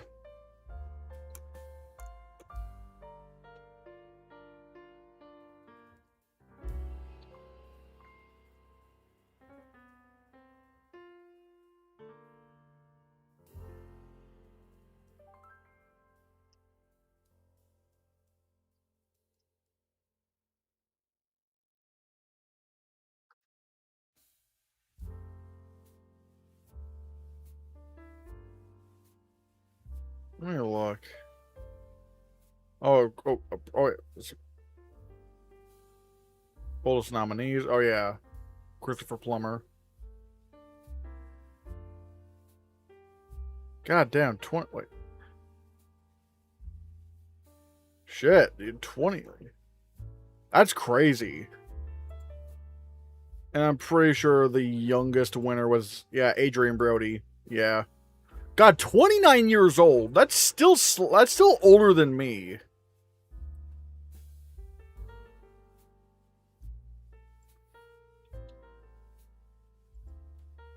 Yeah, the second one nominated after Quvenzhané Wallis. Yeah. Oh, wait. Wow, really? Only the second actress nominated in the 21st century. Only the second lead actress nominee that was born in the 21st century. Damn. That's cool.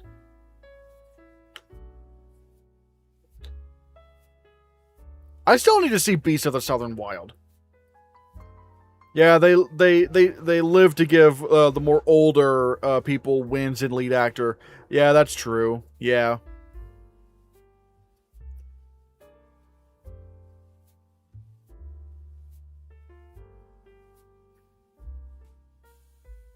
Adrian Brody's Oscar win for The Pianist was considered a surprise. Yeah, didn't he like only win the BAFTA for that? Because I'm pretty sure, like, I don't think Daniel Day-Lewis won everywhere. I know he tied Critics' Choice with Jack Nicholson for About Schmidt, but I don't think Daniel Day-Lewis won everywhere. Did he? Like, not did he win Golden Globe and Critics' Choice? I'm not sure. But I know that Adrian Brody won the BAFTA because BAFTA really loved The Pianist. So much so to where they gave a... wait. He only won the Oscar? What? Huh? No way. No way.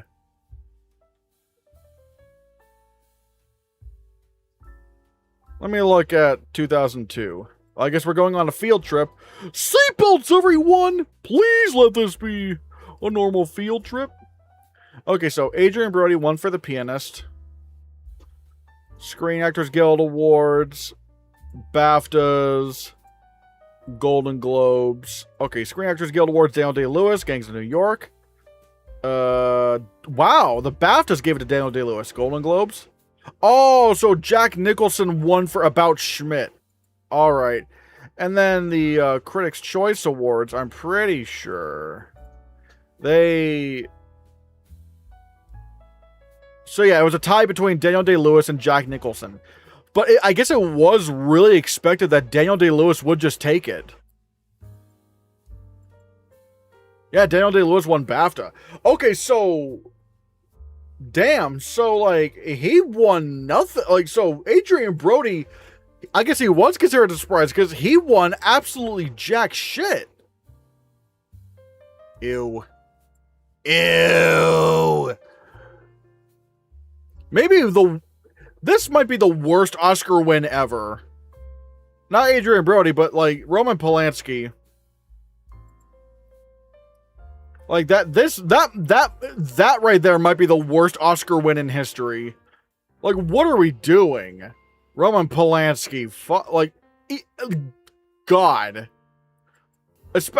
Oh my god, fuck that. And over Rob Marshall for Chicago. I mean, obviously this is not as bad as the fact that Roman Polanski is a... Worst Oscar win, why? Roman Polanski was a convicted pedophile when he won this. It wasn't like some allegation. Like he was convicted.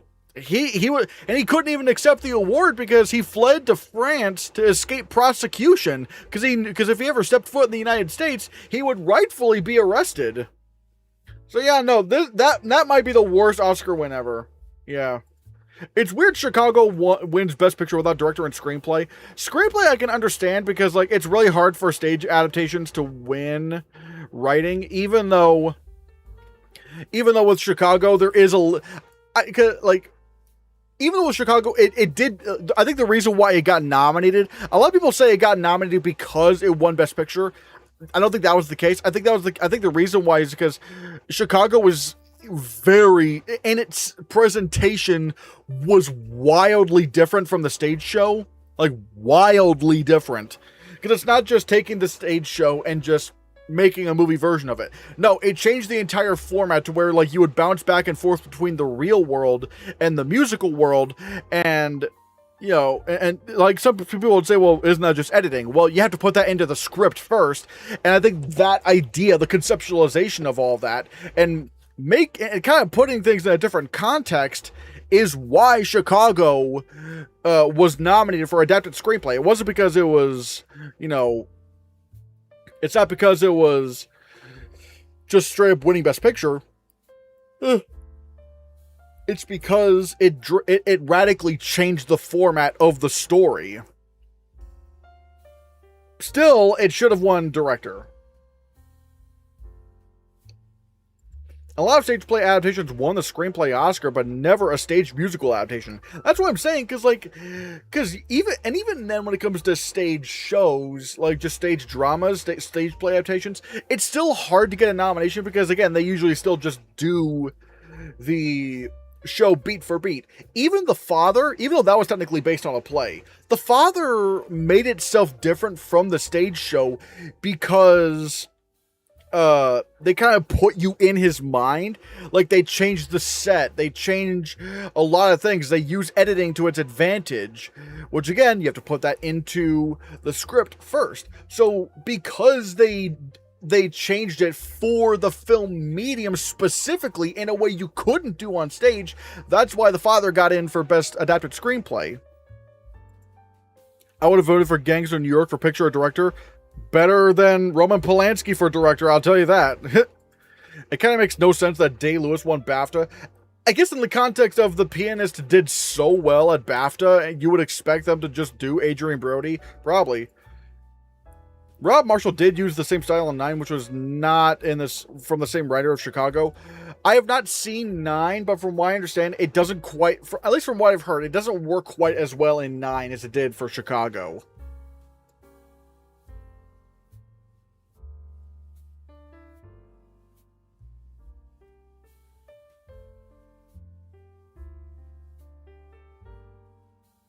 Oh shit, Alfonso Cuarón. Huh.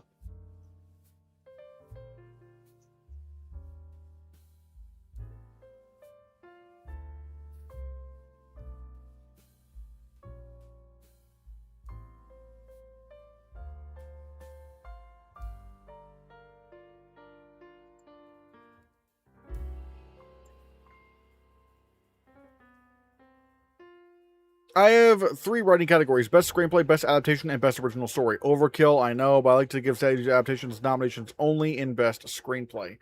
I don't know. It does seem like a little bit overkill to me. I kind of like it just being Original Screenplay, Adapted Screenplay. Yeah.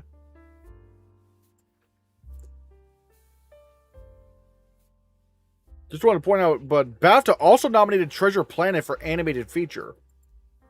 Really? Wait. I didn't even know they had Best Animated Film back then.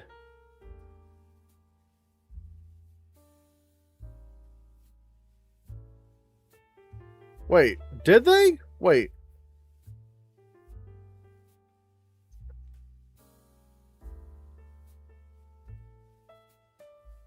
Wait, what do you mean? BAFTA nominated Treasure Planet for Animated Feature. I don't think they have.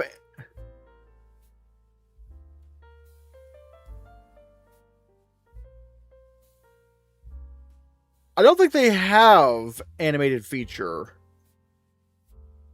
I don't think the BAFTAs have. Wait, let me look at when the BAFTAs did animated feature.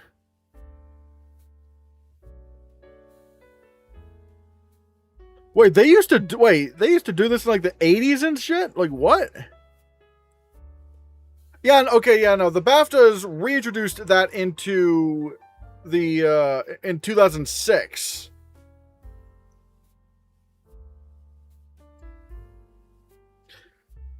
Are you planning to go to New York Film Festival? I would like to. We would need to raise a lot of money for that. I'm probably looking at like $1,600.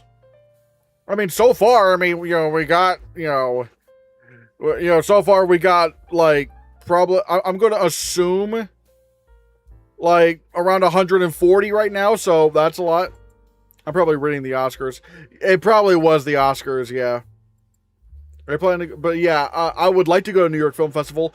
And like I said, on my birthday, on the 23rd, we are going to do a big stream. Maybe even a stream-a-thon.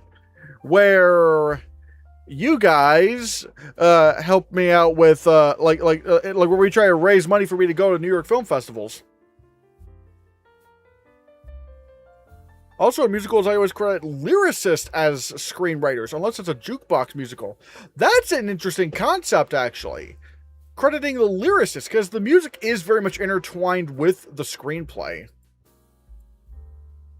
What time and how long will the special stream be?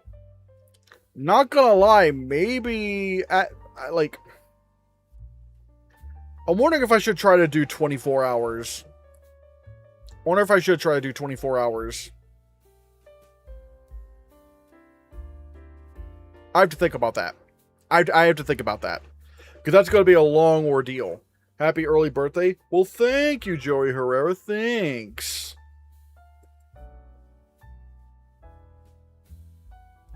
Also, another thing I might try to do this month is try to do 2 public streams a week instead of 1. So that I can just, like, help. Maybe it can help gather more funds for the fun over at New York. Also, will you take off for your birthday or not? No, I think for my birthday, I would be streaming on my birthday. Should jukebox musicals be considered original or adapted screenplays? A film like Rocketman is definitely structured around the songs of Elton John. I don't...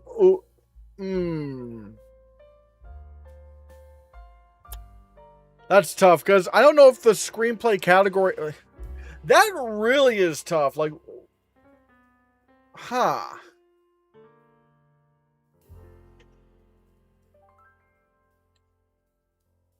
But at the same time, a lot of films, like, for example, Elvis, that... Even though that wasn't a musical, that qualified for Best Original Screenplay, but also...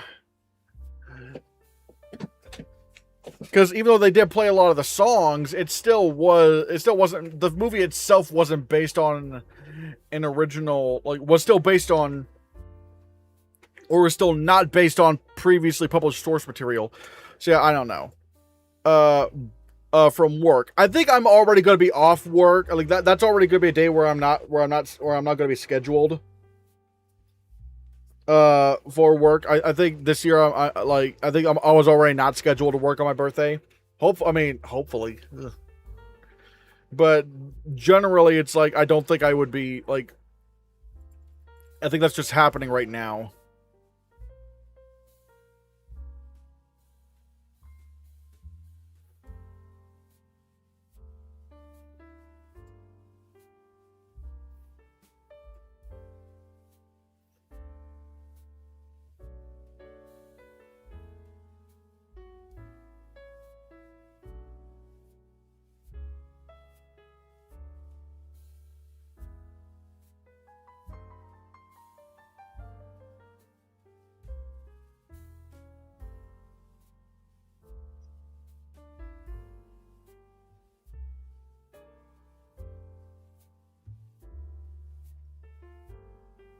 But yeah.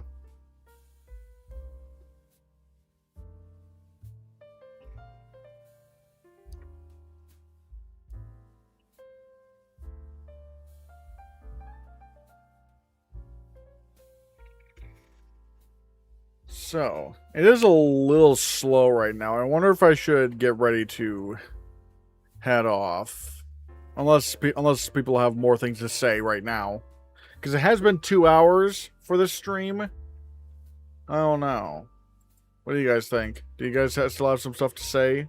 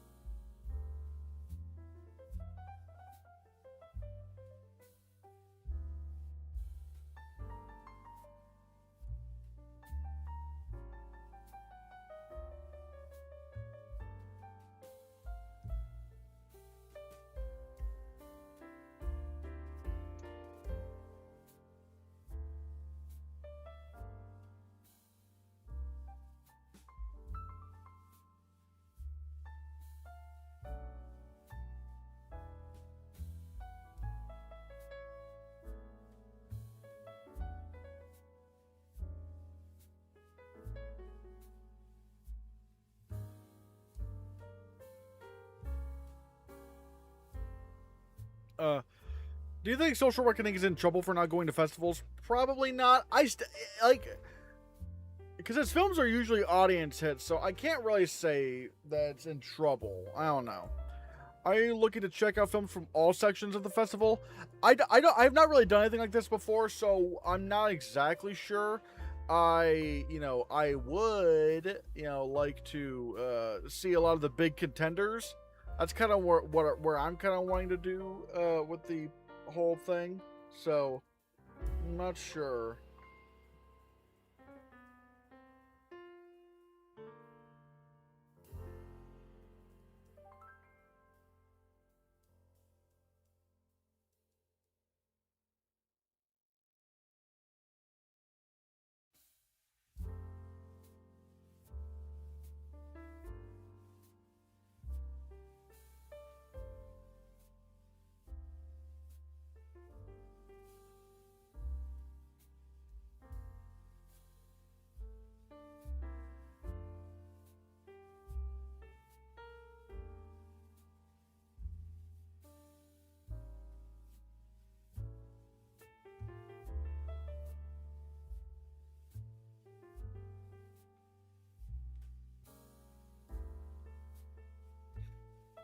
The Oscars don't like the idea by critics. Monsieur Verdot, Darling, and Gosford Park are all original screenplay nominated, but the writers, with an idea by credit, were not recognized as Oscar nominees.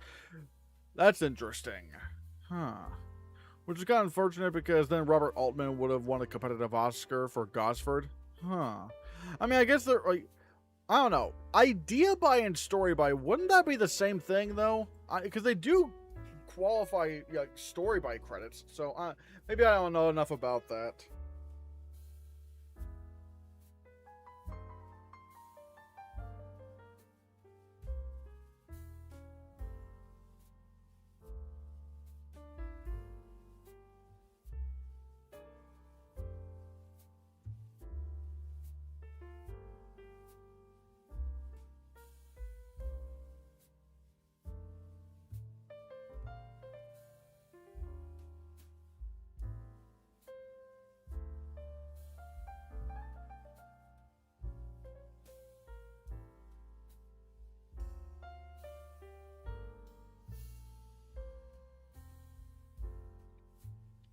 Hello, Mary Claire Allerton. Hello. We might be getting ready to end the stream soon. I don't know. Things seem to be slowing down a little bit, but I'm not exactly sure. I mean, we'll have to see. But we've been going for about 2 hours. I'm hoping to go to New York Film Festival, and my plan is that I'm going to try to do like a birthday stream on the 23rd. Maybe go for 24 hours maybe, and then and then hopefully try to do that, like try to raise funds that way.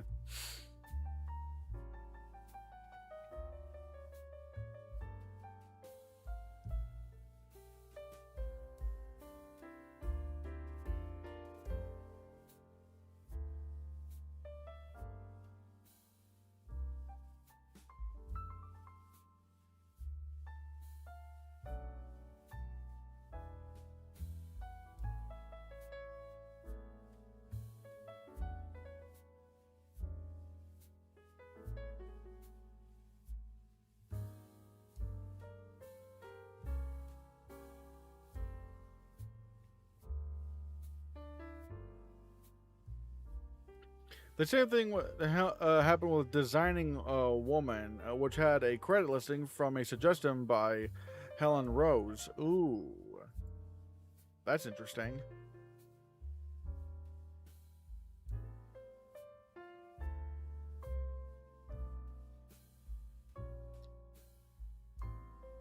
Tough. The opposite happened with Irving Berlin being recognized in the extinct Best Motion Picture Story category for Holiday Inn. Oh. Oh, wow. But yeah, I think I might get ready to call it quits here. Yeah, I think I might get ready to call it quits here. Again, tomorrow at noon Eastern Standard Time, I will be doing a members stream where we will, where I will record my updated Best Picture predictions. So I do want to leave you guys with that.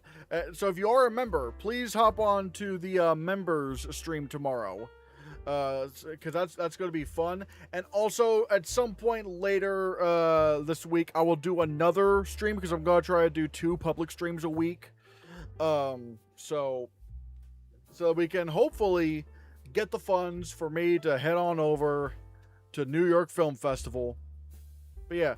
Thank you guys for watching, and thank you to all who not only gifted memberships but also the super chats. Like, that was crazy. Today was like one of the most insane just single days of streaming ever, which is great. But yeah, thanks everybody. Thanks. Bye everybody. Bye.